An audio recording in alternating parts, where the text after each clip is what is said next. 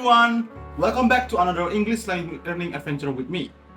I hope you are feeling well and great today, because this time we're going to explore something both fun and rebellious.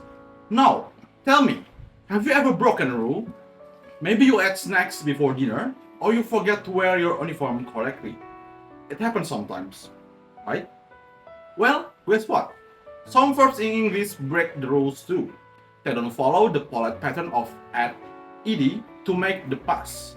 They change in their own unique way. They're bold. They're unpredictable. They are the rebels of grammar. And to feel how amazing they are, let's begin today's lesson with a piece of poetry, because poetry, just like irregular verbs, plays with rhythm, imaginations, and freedom. The Road Not Taken by Robert Frost. Two roads diverged in a yellow wood, and sorry I could not travel both, and be one traveler. Long I stood and looked down on one as far as I could, to where it bent in the underground. Then took the other, as just as fair, and having perhaps the better claim, because it was grassy and wanted wear. Though, as for that the passing there had warned them, really about the same. And both that morning equally lay in leaves no step had trodden black. Oh, I kept the first for another day, yet knowing how way leads on to way, I doubted if I should ever come back. I shall be telling this with a sigh somewhere ages and ages hence. Two roads diverged in the wood, and I took one less traveled by, and that has made all the difference. This beautiful poem was written by Robert Frost, a poet who often reflected on life, decisions, and the meaning of choice.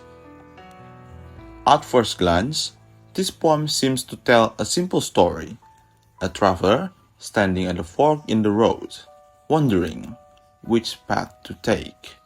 But Robert Frost's message goes much deeper. The roads are not just roads, they represent the choices we make in life. Sometimes we stand still for a long time, thinking, deciding, hesitating, because we know that one choice may change everything. And when we finally choose, we move forward, leaving behind the road not taken.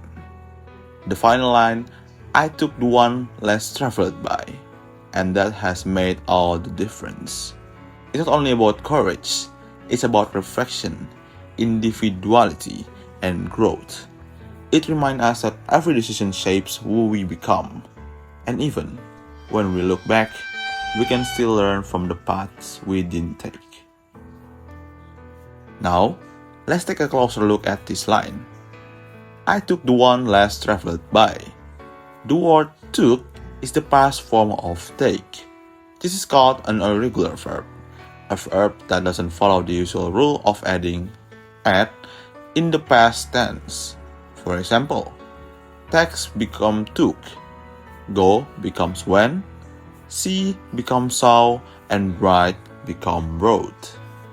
Robert Frost could never write I take it, because English doesn't work that way. Instead, irregular verbs change in unique ways, and each change gives the verb a special sound, rhythm, and meaning. So, when Frost says I took, he's not only describing an action, he's expressing a decision already made. Through poetry, we can feel grammar in a natural, emotional way. Poems don't just use language beautifully, they show us how grammar brings meaning to life. Isn't it wonderful how poetry and grammar come together? So, in this video, I want you guys to identify the irregular verbs in the poem, and then you can make a simple sentence using irregular verbs in the poem. In the road not taken, we discovered a line that used an irregular verb. I took the one less traveled by. But if we look closer, Robert Frost also used irregular verbs, like in the word traveled. So, before we go deeper into regular verbs, let's understand their foundation, the regular verbs, because these are the building blocks of how English shows the past. Now, let's take a closer look at this part of the poem. And look down one as far as I could. The verb look comes from the base form look. To change it into the past tense, Frost simply add at the end of the word. For example, look becomes looked. This is the main rule for regular verbs. They follow a clear, predictable pattern when we change them to describe something that already happened. For example, today I look at the sky becomes yesterday I looked at the sky. Simple, and that's what makes them regular. So, what is regular verbs? Regular verbs are verbs that form their past tense and past participle by adding at or sometimes just d to the base form. For example, walk become walked, play become played, open becomes opened, and look becomes looked. Now, some spelling rules can change slightly. If a verb ends in e, just add d. Live becomes lived. If a verb ends with a consonant plus y, change y to I and add at. Study becomes studied. If the verbs end with a sharp vowel plus consonant, double the consonant and add at. For example, stop becomes stopped, plan become plan. These verbs all share one thing. They follow the rule. You can always predict how their past tense is formed. For example, they play football every Sunday becomes they played football last Sunday. She opens the window becomes she opened the window. So, when we see at, we instantly know the action is complete. It only happened in the past. In the previous sessions, we learned about regular verbs. Verbs that form their past tense simply is by adding at, like walk becomes walked and decide becomes decided. But English is full of surprises. Not every verb follows that easy pattern. Some verbs, especially the most common ones, change completely when they move to the past. These are what we call irregular verbs. So, in the line, I took the one less traveled by. The word took is the past tense of the verb take. Now, normally, we might expect to use at to make a verb past, right? Like walk becomes walk. But take doesn't become taken.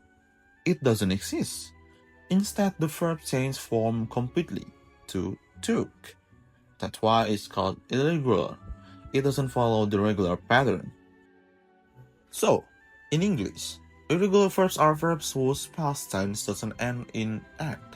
Instead, they change form completely or partially. For example, go becomes went, see becomes saw, come become came, eat becomes ate, and take becomes took. These verbs are irregular because they don't follow one single rule. You simply have to learn and remember them. But don't worry, they often appear in everyday English and in literature. So, the more you read and listen, the more natural they'll feel. Regular verbs show consistency. They follow the rule. Irregular verbs show character. They break the rule. And that makes them unique.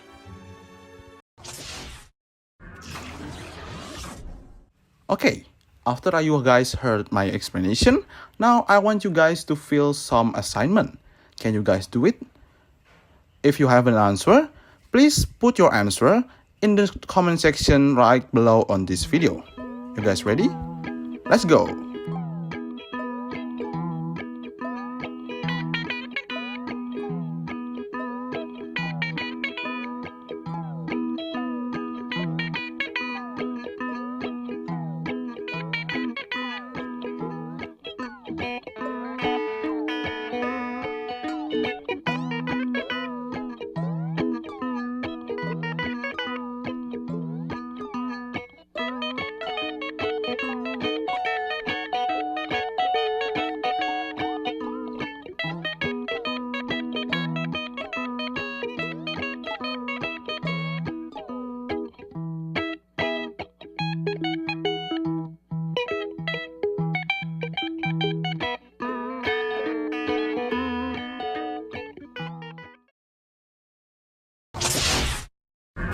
You guys done with the first assignment? Great. Now let's do another assignment. Now, use the following verbs to write your own sentence in the past tense. You guys ready? Put your answer in the comment section below this video. Ready, set, go! Are you guys done with the assignments? Really? Good job. I think that's all for today. I will be back shortly, but not today. Thank you guys for watching. But I want it now!